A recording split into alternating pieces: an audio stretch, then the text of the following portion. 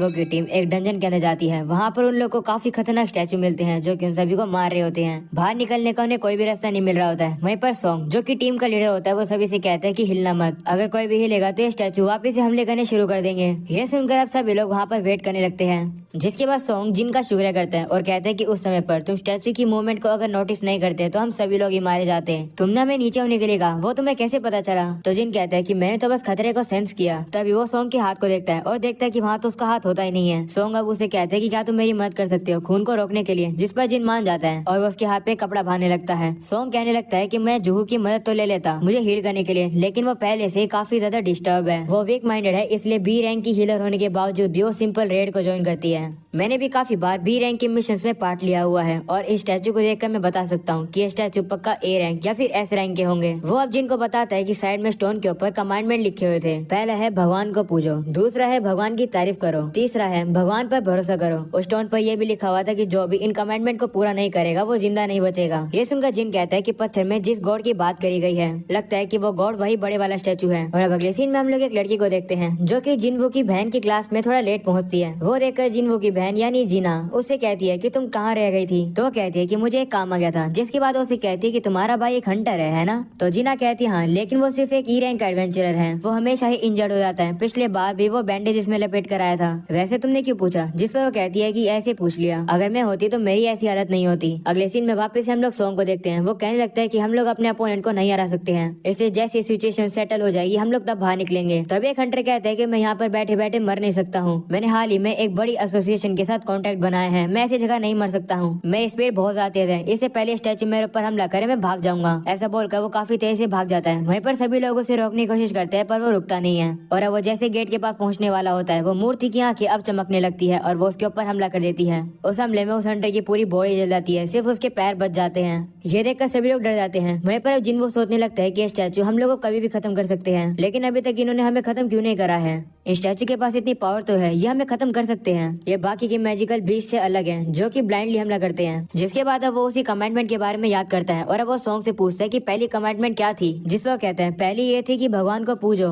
ये सुनकर जिन अब खड़ा होने लगता है और कहता है कि इस जंजन के अपने ही रूल हैं। वो देखकर सॉन्ग उससे कहता है कि तुम क्या कर रहे हो, तुम खड़े हो गए तो ये तुम्हें मार देंगे। सॉन्ग अब जिन की आंखों में देखता है और उसे पता चल जाता है कि जिन यहाँ पर सीरियस है और वो यहाँ पर मरना नहीं चाहता है। जिसके बाद अब वो मूर्ति जिन के ऊपर हमला करने वाली होती है, लेकिन तभी जिन नीचे झुक जाता है, जिसकी वजह से वो जो मूर्ति होती है वो अटैक करना बंद कर देती है। ये देखकर जिन अब सभी से कहता है कि सभी लोग अब स्टैचू के सामने नील डाउन कर लो। ये सुनकर सभी उससे कहते हैं कि क्या तुम पागल हो, ये हमसे क्या करवा रहे हो? तो जिन कहते हैं कि जब तक हमारे सर एक सर्टेन हाइट तक होंगे ये हमारे ऊपर हमला नहीं करेंगे। शायद से पहले कमेंटमेंट का ये मतलब है। ऐसा बोलने के बाद वो तो नील डाउन कर लेता है, जिसे देखकर अब सभी लोग नील डाउन करने लगते हैं स्टैचू के सामने। वो लोग अब सोचने लगते हैं कि क्या ऐसा करके हम लोग सर्वाइव कर पाएंगे। तभी अचानक से वो मूर्ति एक काफी ज्यादा क्रीपी स्माइल करती है, जिसे देखकर सभी लोग अब डर जाते हैं और अब थोड़ी देर तक कुछ भी नहीं हो रहा होता है। ये देखकर पास सब खड़ा होता है और कहता है कि ये देखो स्टैचू अब हमारे ऊपर हमला नहीं कर रहे हैं। जिसके बाद सभी लोग अब खड़े हो जाते हैं और देखते हैं कि हाँ स्टैचू तो उनके ऊपर हमला कर ही नहीं रहा है, इसका मतलब वो लोग क्या बच गए? वह पर जिन सोचने लगता है कि नहीं, मुझे नहीं लगता कि ये अभी तक खत्म हुआ है। तभी हम लोग देखते हैं कि वो जो बड़े वाला स्टैचू होता है वो अब भी एक केवल स्माइल करता हुआ खड़ा हो जाता है, जिसे देखकर सॉन्ग जिन से कहते हैं कि अब हम लोग क्या करें? तो जिन कहते हैं मुझे नहीं पता, शायद से यहाँ पर हम लोग कमांडमेंट को वॉयलेट नहीं कर सकते हैं। सेकंड कमांडमेंट गॉड को प्रेस करना था, वही एक क्लू है। ये सुनकर अब सभी लोग सोचने लगते हैं कि आखिरकार अब हम लोग इसे प्रेस कैसे करें। तभी एक हंटर सामने आता है और कहता है कि ये मुझ पर छोड़ दो, मैं ट्रेडिशनल फोक लेयर के ऊपर रिसर्च कर रहा हूँ, मुझे पता है कि गॉड को कैसे प्रेस किया जाता है। वो अब जाकर उस मूर्ति के सामने बैठकर अब प्रेयर्स बोलने लगता है। वो मूर्ति अब रुक कर उसे सुनने लगती है। तभी जिन नोटिस करता है कि जो वो बंदा प्रेयर्स बोल रहा है वो प्रेयर इस गॉड यानी इस स्टैचू के लिए नहीं है। जिसके बाद वो मूर्ति उस बंदे के ऊपर पैर रखकर उसे पूरी तरीके से कुचल देती है। वो मूर्ति अब एक लड़की को भी कुचल देती है। ये देखकर सभी लोग डर जाते हैं। वहीं पर सॉन्ग कहते हैं कि हमें अलग अलग भागना चाहिए। ये सुनकर जिन जूहू के हाथ को पकड़कर उसके साथ भाग जाता है। वहीं पर पास दौड़ता दौड़ता कहता है कि मैं ऐसी जगह पर नहीं मर सकता हूँ, मेरी फैमिली मेरा वेट कर रही है। वो अब एक जगह पर आता है और कहता है शायद से मैं यहाँ पर सेफ हो सकता हूँ। तभी कि मुझसे कहते हैं कि वो जगह सेफ नहीं है, अपने पीछे देखो।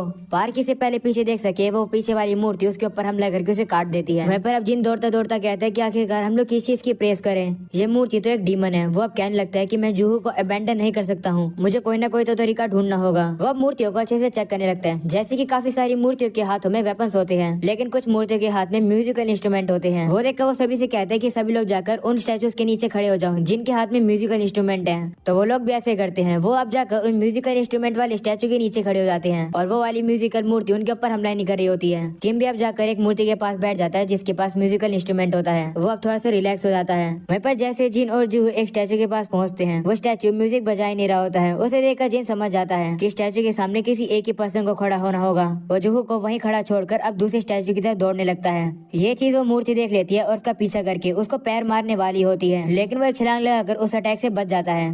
धुएं की वजह से उसे पता नहीं चल पा रहा होता है कि वो कौन से स्टैचू के सामने खड़ा हो गया और गलती से वो एक ऐसे स्टैचू के सामने खड़ा हो जाता है जिसके हाथों में एक शील्ड होती है और वो उसके ऊपर हमला कर देती है। ये देखकर जूहू काफी डर जाती है और जिन का नाम पुकारती है। तभी हम लोग जिन को देखते हैं जो कि वहाँ से रेंग कर बाहर निकल रहा होता है। वो हार मानने के लिए बिल्कुल भी तैयार नहीं है। वो बड़ी वाली स्टैचू उसके पीछे आ रही होती है, लेकिन फाइनली वो एक स्टैचू के पास पहुंच जाता है जो कि गाना गाने लगती है। ये देखकर वो बड़ी वाली स्टैचू उसे छोड़ देती है और वापस से जाकर वो अपने सिंहासन पे बैठ जाती है। वहीं पर अब जिन सोचता है तो गॉड को प्रेस करने का आंसर ये था।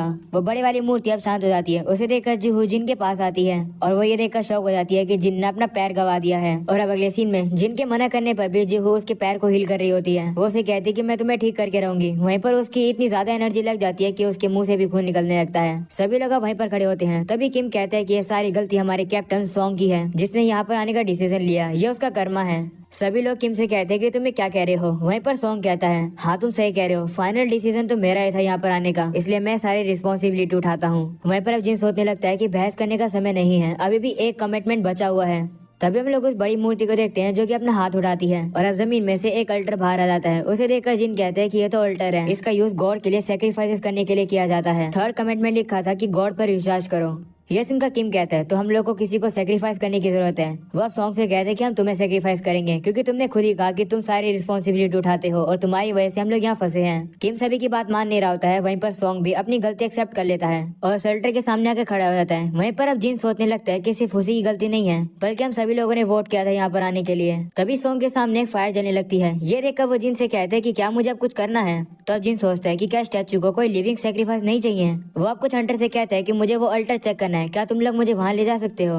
मुझे नहीं लगता कि हम आ जाएंगे तो कुछ होगा। ये सुनकर अब वो लोग उसे वहाँ ले जाते हैं और अब वहाँ पर 3 और आग चलने लगती है। ये देखकर जिनको अभी कुछ समझ नहीं आ रहा होता है कि आखिर क्या होने वाला है। वह पूछता है कि अगर हम लोग यहाँ वेट करेंगे तो क्या हमें कोई बचाने आएगा। तो सॉन्ग कहता है कि जब से ये डंजन क्रिएट हुआ है तब से लेकर अब तक 7वां दिन हो गया है। मुझे लगता है इससे पहले कि हम लोग रेस्क्यू हो वो लोग एक्शन ले लेंगे। ये सुनकर जिन सोचता है कि गेट को पूरी तरीके से खुलने में 7 दिन लगते हैं और इसे डंजन ब्रेक कहते हैं। अगर ऐसा हो गया तो मैजिकल बीस्ट गेट के जरिए हमारी दुनिया में आ जाएंगे, इसलिए हम लोग को बॉस को हराकर एक टाइम लिमिट पर गेट को बंद करना होता है। यही रेड मिशन का दूसरा पर्पस होता है। अगर हम यहाँ फेल हो जाएंगे तो ये स्टैचू हमारी दुनिया में आ जाएंगे। और अब अगले सीन में हम लोग जिन्वो की बहन को देखते हैं जो कि हर दिन की तरह ही आज भी अपनी मॉम से हॉस्पिटल में मिलने आई है। वो अपनी मॉम को अलग अलग तरीके की बातें बताने लगती है।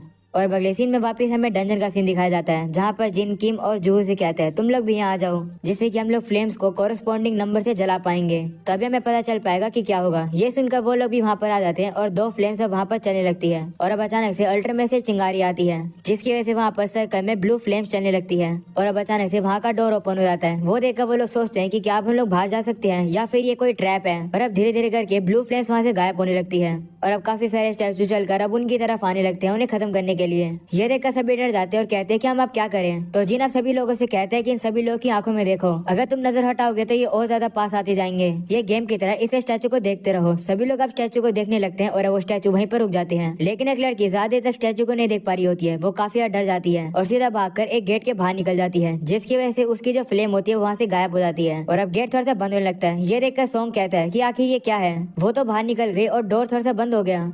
ये देखकर जिन सोचता है कि यहाँ क्या चल रहा है। ब्लू फ्लेम्स थोड़े समय बाद बुझ रही हैं और एक बार अगर कोई अल्टर को छोड़ के चला जाता है तो ऑरेंज फ्लेम बुझ जाती है। जिन अब सारे कमिटमेंट को याद करने लगता है और कहता है कि ये डोर जरूर से एक ट्रैप है। ये एक मिराज की तरह है जो कि हमें दिख रहा है क्योंकि हम लोग डरे हुए हैं। शायद से इस तरीके से ये हमारे भगवान पर विश्वास को चेक कर रहे हैं। जिसके बाद वही वाला बंदा जिसने जिन को पकड़ रखा होता है वो कहता है कि मैं और ज्यादा होल्ड नहीं कर सकता हूँ। वो अब जिन को जमीन पर फेंक देता है और गेट से बाहर निकल जाता है, जिसकी वजह से उसकी जो ऑरेंज फ्लेम होती है वो बुझ जाती है। ये देखकर किम भी जाने वाला होता है। तभी जिन उनसे कहते हैं कि कोई भी मत हिलना, अगर और कोई जाएगा तो ब्लाइंड स्पॉट क्रिएट हो जाएंगे। ये सुनकर सभी कहते हैं कि तुम्हारा मतलब क्या है, जिस पर वो कहता है कि ऐसे ही रहो, बिल्कुल भी मत हिलना और स्टैचू को देखते रहो। ब्लू फ्लेम एक टाइमर है, जब ये पूरी तरीके से बुझ जाएंगे तो हम सभी लोग शायद एस्केप कर पाएंगे। तो किम उसे कहता है लेकिन ऐसा भी हो सकता है कि जब ये सारे ब्लू फ्लेम्स बुझ जाएंगे तो हम सभी यहाँ लॉक हो जाएंगे। सच बताऊं तो मैंने कभी नहीं सोचा था कि तुम इतने कमजोर होकर इतने काम आओगे। तुम्हारी वजह से हम लोग इतनी देर सर्वाइव कर पाए, लेकिन माफ कर दो, मेरी फैमिली मेरे घर पर वेट कर रही है, मुझे घर जिंदा जाना है, मैं नहीं मरना चाहता हूँ, मैं और ज्यादा देर तक होल्ड नहीं कर सकता हूँ। ऐसा बोलने के बाद किम भी वहाँ से भाग जाता है। वहीं पर जिन अब रोते हुए कहते हैं क्यों, लेकिन मैं तो गिव अप नहीं करूंगा, मैं जिंदा जरूर बचूंगा, मैं हर बार जिंदा बचता हूँ। हम लोग अब देखते हैं कि वहाँ पर सिर्फ जिन, जूहू और सॉन्ग ही बचते हैं। सॉन्ग उन लोगों से कहते हैं कि तुम लोग जल्दी से यहाँ से चले जाओ, मुझे लगता है कि जब तक एक पर्सन यहाँ रुकेगा डोर बंद नहीं होगा। तुम जैसे यंग लोगों को बचना चाहिए जिससे कि दुनिया का फ्यूचर और अच्छा हो सके। वहीं पर अब जूहू चलने की कोशिश करती है पर उसके पैर चल नहीं पा रहे होते हैं क्योंकि उसने अपनी पूरी एनर्जी जिन को हील करने में लगा दी। तो जिन अब सॉन्ग से कहते हैं कि आप जूहू को लेकर यहाँ से चले जाओ। सॉन्ग नहीं मान रहा होता है तो जिन उसे कहता है तो फिर कौन जूहू को बाहर लेकर जाएगा, मेरे पैर तो कट चुके हैं, समय नहीं है, इसे जल्दी करो। वहीं पर जूहू अब जिन से कहती है कि नहीं, मैं यहीं पर रुकूंगी तुम्हारे पास। तभी जिन उसे कहता है कि मैंने तुमसे प्रॉमिस किया था कि मैं तुम्हें बाहर खाना खिलाने के लिए लेकर जाऊंगा।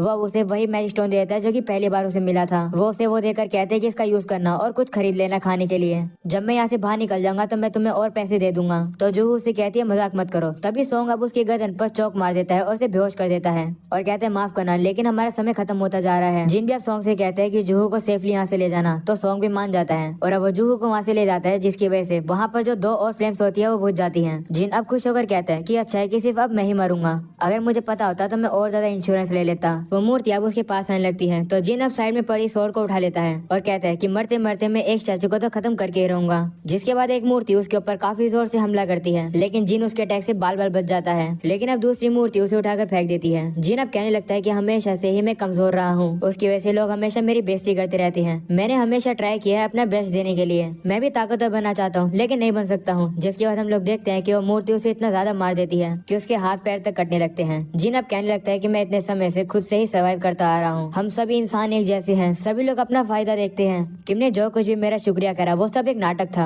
हमेशा सेल्फिश लोग ही सारे बेनिफिट ले जाते हैं, मेरी भी तो फैमिली है, मैं भी तो अपने घर जिंदा वापिस जाना चाहता हूँ। वो मूर्ति अब उसे उठाकर नीचे फेंक देती है, उसका अब काफी खून निकलने लगता है। वो अब कहता है कि सिर्फ मैं ही मरने वाला हूँ। वो मूर्ति अब उसे उस अल्टर पर फेंक देती है। जिन अब रोते हुए कहता है कि मैं मरना नहीं चाहता हूँ, काश मुझे एक और मौका मिलता। जिसके बाद हम लोग देखते हैं कि वो मूर्ति अब उसके ऊपर हमला कर देती है और अब अचानक से सीन शिफ्ट होता है जहाँ पर अब हम लोग को ब्लू फ्लेम्स गायब होती दिखाई देती है और अब एक मेन्यू जैसी चीज ओपन होती है जिसमें एक नोटिफिकेशन आती है, secret quest courage of the week की। उसमें लिखा आता है कि तुम्हारे पास क्वालिफिकेशन है एक प्लेयर बनने की, क्या तुम एक्सेप्ट करोगे? तुम्हारे पास सिर्फ 0.02 सेकंड बचे हैं, अगर तुम एक्सेप्ट नहीं करोगे तो तुम्हारा दिल बंद हो जाएगा और तुम मर जाओगे। तो जिन अब यस पर क्लिक कर देता है और अभी